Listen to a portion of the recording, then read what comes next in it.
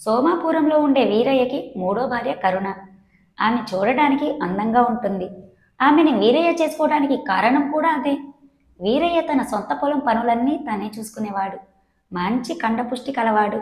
కానీ పడక గది దగ్గరికి వచ్చేసరికి అతని చేష్టలు మొరటుగా ఉండేవి. అందుకే మొదటి భార్యలిద్దరూ వదిలేశారని ఊరిలో టాక్. ఓసారి అతను దూర ప్రాంతానికి వెళ్ళినప్పుడు అక్కడ తారసపడింది కరుణ. కరుణకి ఎవరూ లేరు, కానీ చాలా గడుసుది. ఈమెని చూసిన వెంటనే వీరయ్య మనసు పారేసుకున్నాడు. ఆమె సంతలో సరుకులు అమ్ముకుంటూ జీవనం సాగించేది. ఆమెలో ఏదో నచ్చింది వీరయ్యకి. ఆమె కోసం మనసు పారేసుకున్న అతను ఆమె ముందు తన మనసు విప్పాడు. అతను చెప్పింది విన్న కరుణ తనకు ఎవరూ లేరు, ఇతన్ని చూస్తుంటే మంచిగా ఆస్తి ఉన్నట్లే అనిపిస్తుంది, కాబట్టి ఇతన్ని పెళ్లి చేసుకుంటే తనకు ఈ కష్టాలు తీరేలాగున్నాయి అనుకున్న ఆమె వీరయ్యకి ఒక కండిషన్ పెట్టింది. తనకి అక్కడ నచ్చకపోతే మరుసటి రోజే వచ్చి తన వ్యాపారం తను చేసుకుంటాను అని. దానికి వీరయ్య ఒప్పుకున్నాడు. ఆ విధంగా వాళ్ళిద్దరికి పెళ్లి కుదిరి అక్కడే పెళ్లి కూడా చేసుకొని ఇంటికి తీసుకొని వచ్చాడు వీరయ్య. ఇక్కడికి వచ్చిన తర్వాత కరుణకి చాలా బాగుంది. ఆమె ఊరిలో లాగా ఇక్కడ పని చేసుకోవాల్సిన అవసరం లేదు. అవసరమైన పనిని చిటికలో చేసి పెట్టే నౌకర్లున్నారు. పెద్ద ఇల్లు. ఏ మూల వెళ్ళి ఎంత పెద్దగా అరిచినా ఇల్లు మొత్తం వినపడకుండా ఉండేంత కొంప. కరుణని ఒక మోస్తరు అందగత్త అనవచ్చు. అంత ఎత్తు కాక అంత పొట్టి కాక కుదమట్టంగా ఉంటుంది. కసిగా ఉండే ముక్కు, బ్రెడ్ ముక్కలాగా పెద్దవిగా ఉండే పెదవులు, తెల్లని పెద్ద కళ్ళు, గట్టిగా ఉండే బుగ్గలు. అంత నలుపు అంత తెలుపు కాని కలరు, తేనె కలరు. బాగా కష్టపడి పని చేసుకుని ఆమె చాలా బలిష్టంగా కూడా ఉంటుంది. ఆ రోజు వాళ్ళకి మొదటి రాత్రి. తెల్లని చీర కట్టుకొని తలలో మల్లెపూలు పెట్టుకొని చేతిలో పాల గ్లాస్ పట్టుకొని శోభనం గదిలోకి అడుగుపెట్టింది కరుణ. అక్కడ రెడీగా ఉన్న వీరయ్య ఆమె రాక కోసమే ఎదురు చూస్తున్నాడు.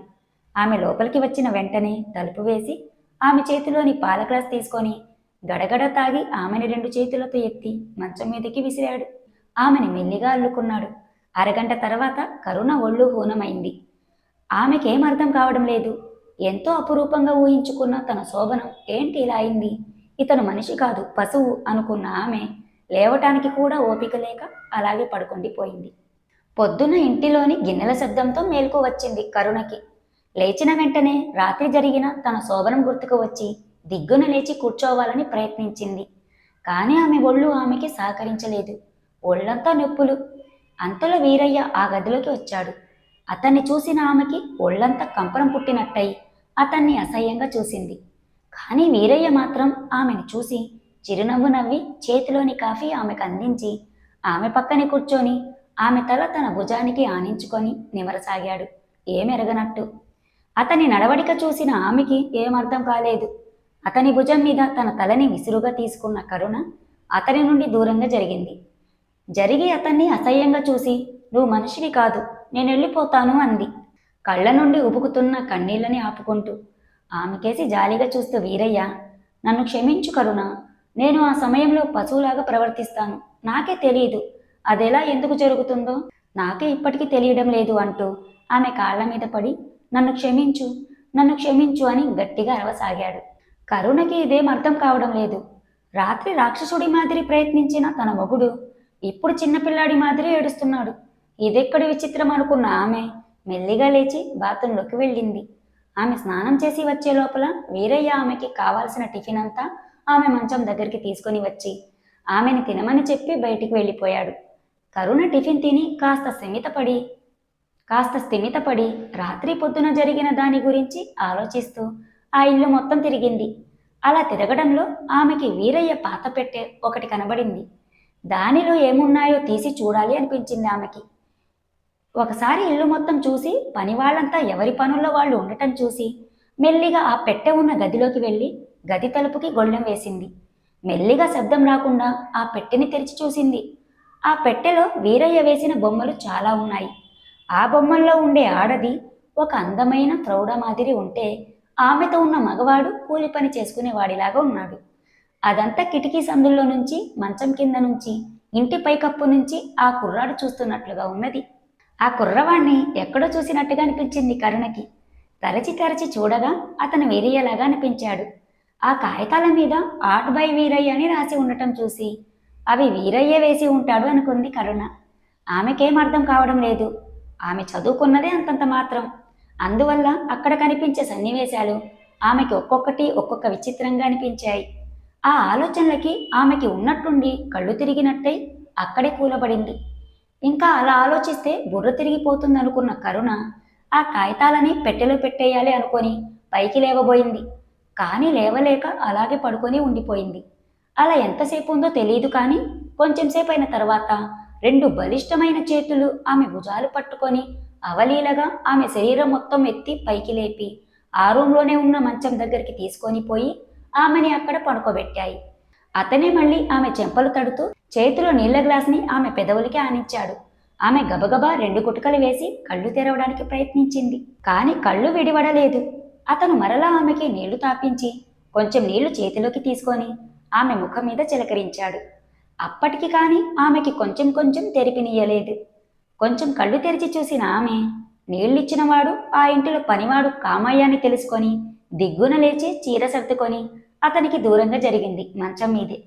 ఇక్కడ కామయ్య గురించి కొంచెం చెప్పుకోవాలి. అతను కూడా వీరయ్య వయసువాడే. వీరయ్యతో పాటే పొలం పనులు ఆ పనులు ఈ పనులు చేసేవాడు. కానీ అతనికి కొంచెం అమాయకత్వం పాళ్ళు ఎక్కువ. చెప్పిన పని టక్కున చేసేస్తాడు. కానీ పని లేనప్పుడు తిక్క తిక్కగా ప్రవర్తిస్తాడు. ఏదీ తెలియదు.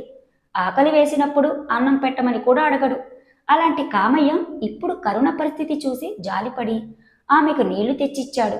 ఎప్పుడు ఆడదాని స్పర్శ ఎరగని కామయ్య కరుణని పట్టుకొని మంచం దగ్గరికి తీసుకొని వెళ్ళి ఆకలిగా చూస్తున్నాడు. కళ్ళు పెద్దవి చేసి వాడి ముఖం వంక చూసింది. వాడి కళ్ళల్లో వాడికే తెలియని ఆనందం కనిపిస్తుంది. మెల్లిగా మంచం మీద మోకాళ్ల మీద పాకి ఆమె నడుం మీద చేయి వేశాడు.